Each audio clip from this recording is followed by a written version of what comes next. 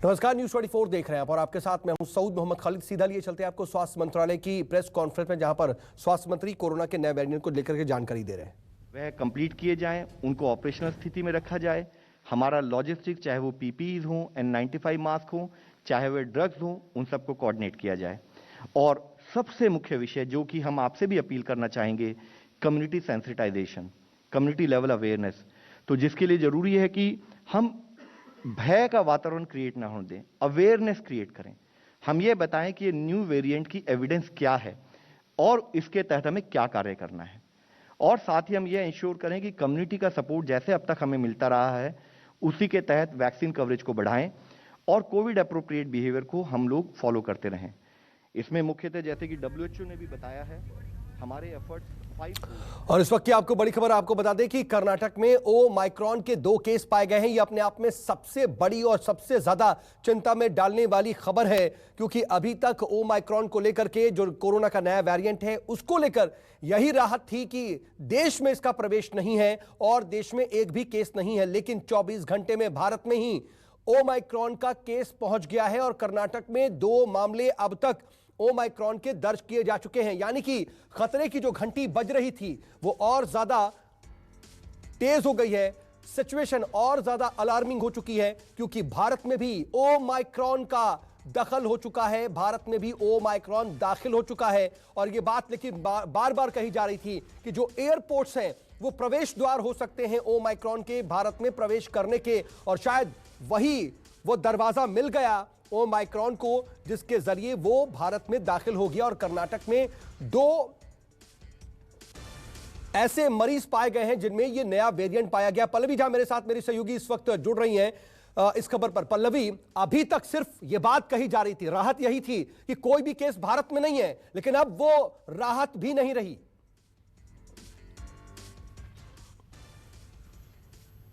दस्तक ना दे तब तक राहत की बात है, लेकिन जिस तरीके से दस्तक दी गई है, जाहिर तौर पर चिंता बढ़ गई है।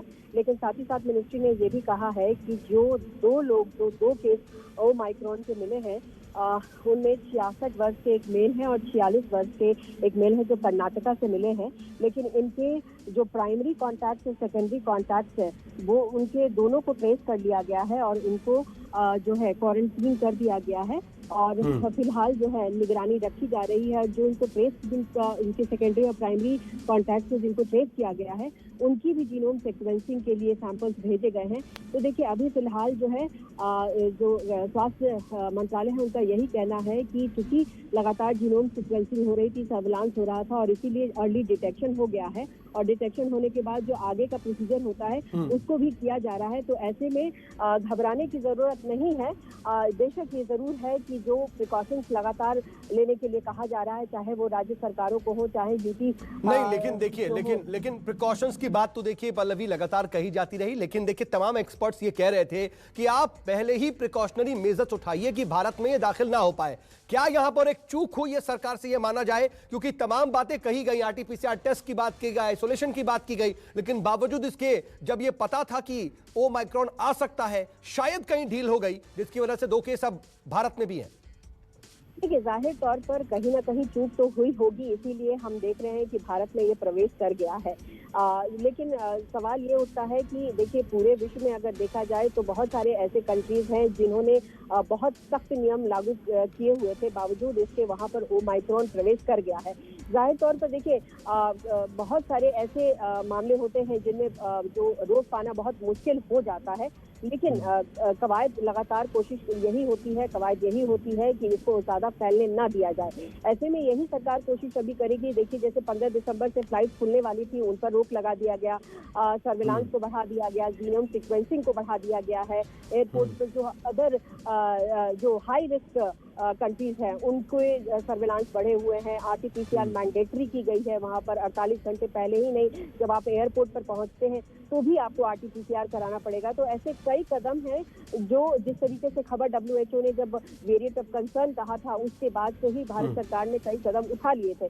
लेकिन देखिए, चूक कहीं ना कहीं हुई है, इसीलिए इस तरीके की खबर सामने आ रही है। लेकिन अब जरूरत यह है कि और ज्यादा स्ट्रिंजेंट कदम उठाने की, क्योंकि जिस ट्रांसमिसिबिलिटी ट्रांसमिसिबिलिटी जो इसकी है वो काफी ज्यादा है, बहुत तेजी से ये फैलता है और ऐसे में इसको रोकना बेहद जरूरी है ताकि अलग अलग राज्यों में ये ना लेकिन फैले। और डेल्टा अगर की स्वास्थ्य केस में मंत्री हमने की देखा है। बातों पर जाए पल्लवी, तो क्या उन्होंने कहा है, क्योंकि 2 केसेस तो अब डिटेक्ट हो गए हैं, इन्हें फैलने ना दिया जाए, 2 से 3 और 3 से 4 ना हो, क्योंकि देखिए स्प्रेड रेशियो ही इसका बहुत ज्यादा है। इसको लेकर के अब क्या कदम उठाए जाने की बात उनकी तरफ से कही गई? देखिए, जिस बात की आप चर्चा कर रहे हैं उसको आर वैल्यू कहते हैं। आर वैल्यू इसमें काफी ज्यादा देखा गया है, 1.09 के आसपास इसका आर वैल्यू है।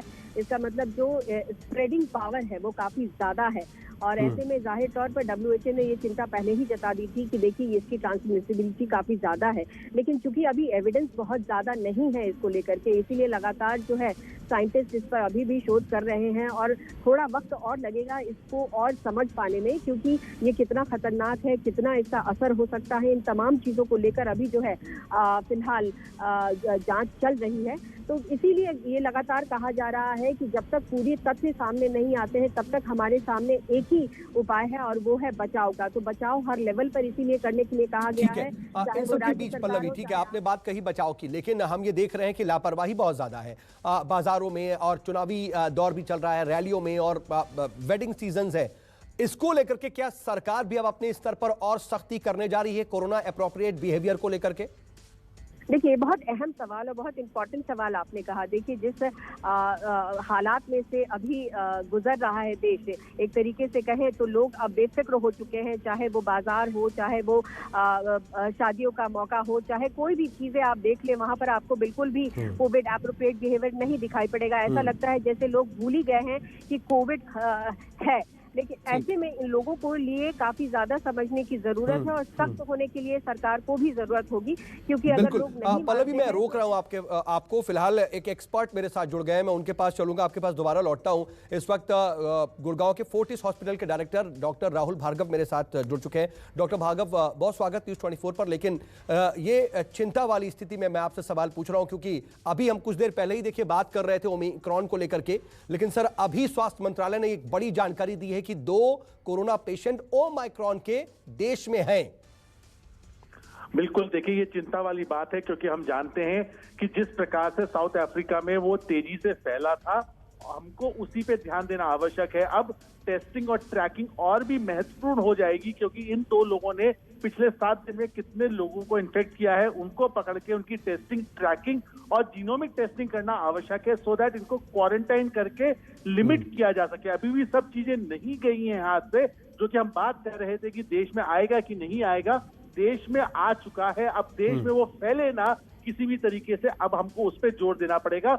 दूसरी इंपॉर्टेंट चीज बात यह है कि अभी से हमको अपना कमर कस लेनी पड़ेगी वैक्सीनेशन को तेजी से बढ़ाने के लिए, क्योंकि अभी भी दूसरी डोज काफी लोगों को नहीं लगी है, सिर्फ 45% को ही दूसरी डोज लगी है। और बच्चे अभी डॉक्टर भार्गव, हम ना बायो बबल की बात कर रहे हैं, और आज जो संसद में भी इसको लेकर के देखिए काफी ज्यादा चर्चा हो रही थी, और ज्योतिरादित्य सिंधिया ने भी ये बात कही कि बायो बबल का जो हमारा कॉन्ट्रैक्ट है कुछ देशों का, हम उसको आगे बढ़ा भी रहे हैं, इसको लेकर के हम सतर्क भी हैं। लेकिन क्या ओमाइक्रॉन जैसे वेरिएंट पर कुछ इसका असर होता है?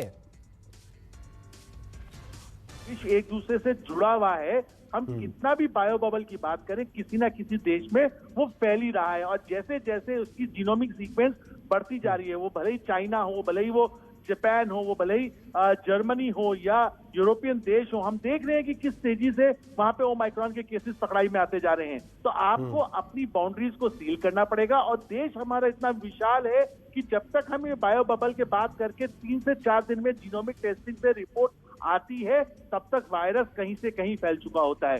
अब हमको शायद थोड़ी कड़ाई की अभी आवश्यकता है।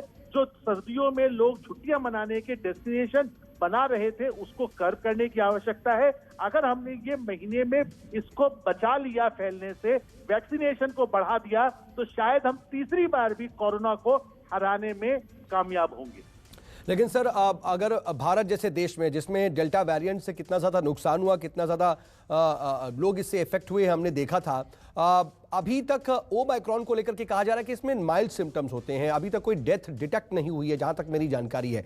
भारत में इसको लेकर के किस तरीके की आशंकाएं हैं? क्या ज़्यादा इफेक्ट कर सकता है, डेथ रेशियो भी बढ़ सकता है, या फिर थोड़ी सी राहत है? हम जिन जिन देशों की इस समय बात कर रहे हैं वहां पे 2 डोज के बाद बूस्टर डोज भी लग चुकी है। अगर हम अपने पर्यावेश की बात करें, भले हमने 125 करोड़ डोजेज लगा रखी हैं, पर सिर्फ 45% को ही 2 डोज लगी हैं, और हमारे 20 करोड़ बच्चे जो इस समय बोर्ड का एग्जाम दे रहे हैं वो भी वैक्सीन से अछूते रहे हैं। तो इस पर्यावेश में हमको अपनी स्ट्रैटेजी पे ध्यान देना पड़ेगा। वो क्या हो सकती है सर? तत्काल प्रभाव से जो भी अभी तक कदम उठाए जा रहे हैं उनके अलावा क्या करना चाहिए? आपको क्या लगता है कि जो स्टेप्स उठाए गए क्या वो माकूल हैं? क्योंकि अगर वो माकूल होते तो शायद एंट्री नहीं कर पाता कोई भी ओमाइक्रॉन का पेशेंट।